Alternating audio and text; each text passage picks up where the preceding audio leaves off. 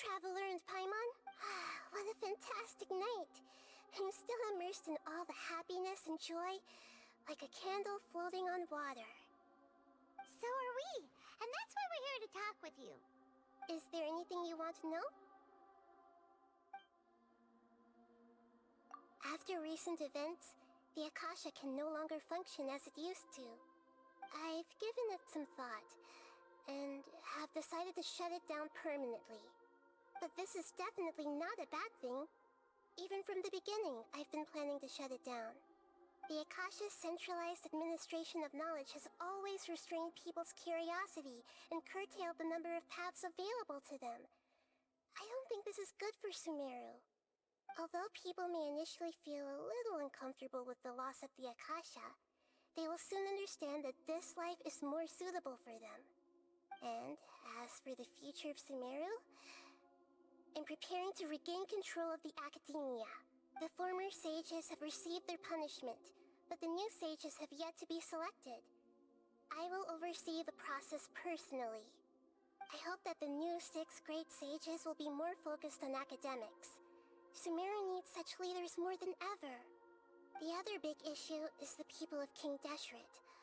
All the residents of the desert, in fact. They have been mistreated for far too long. I've already taken some measures to address this. It will take some time to rebuild everything, but no matter if it's culture, friendship, or trust, we will rebuild it. You mean, what happened after the doctor put you to sleep? Not exactly.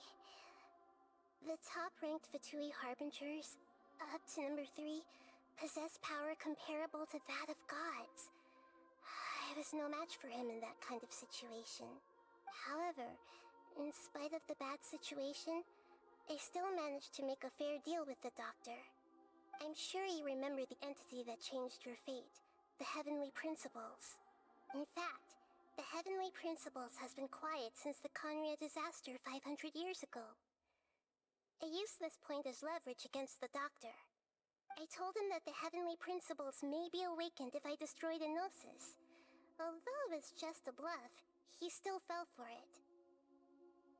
I assumed that the Heavenly Principles wouldn't just stand by and let such extensive damage to its laws take place.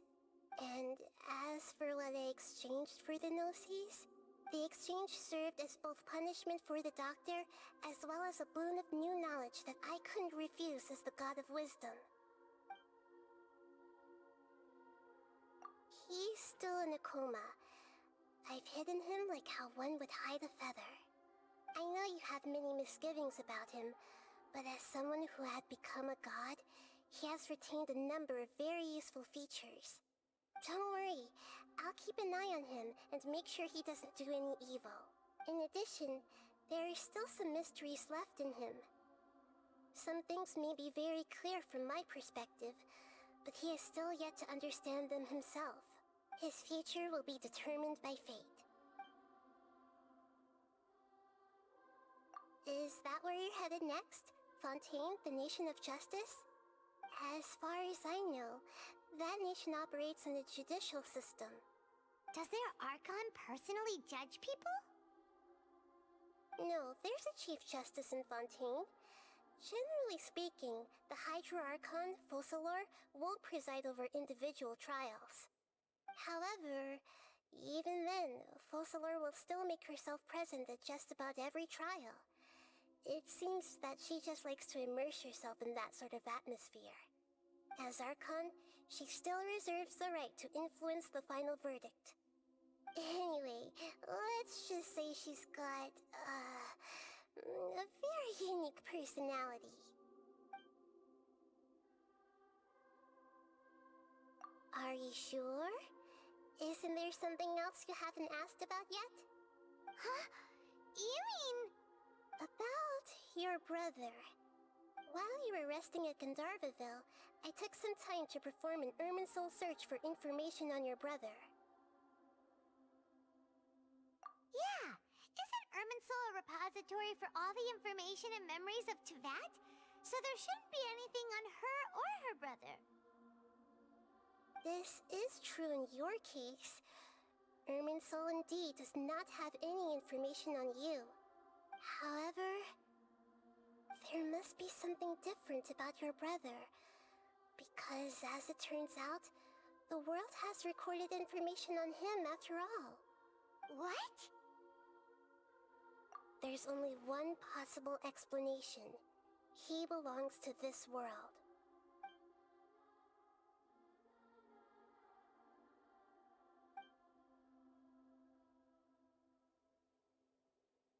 But nothing about this makes any sense! Wasn't this your first trip to Teyvat?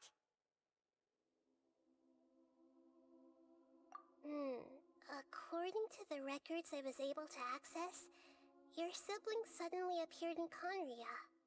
After the Conria disaster, he began his journey through the 7 nations of Teyvat. But just as his journey was about to reach its conclusion, the Irminsul records on him suddenly become fuzzy.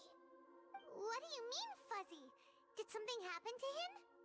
All I know for sure is that somebody, for reasons only they can know, is deliberately obfuscating his fate. And whoever it is, if they can do that, who knows what else they're capable of. But even that wouldn't explain how he somehow comes from this world. Something else I noticed was that according to these records, the Fatui have not classified your sibling as one of the Descenders. What's a Descender? Paimon's never heard of it. Look, I'm sure you must be curious about the information I received from the Fatui in return for my gnosis, right? A very important part of the intel was about this world's Descenders.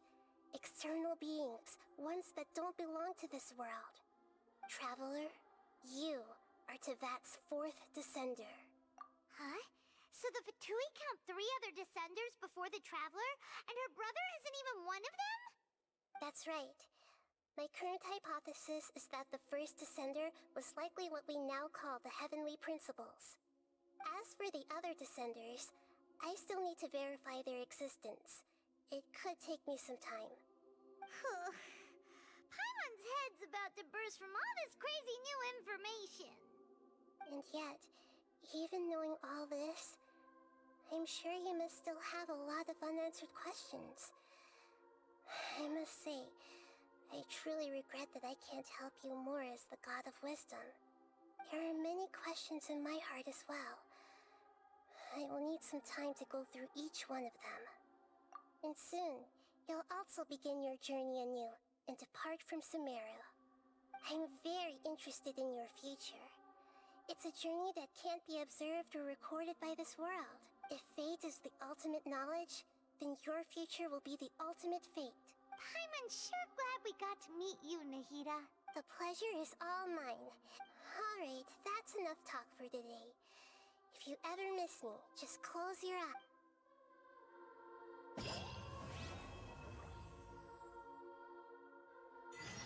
Things in Sumeru have settled down now.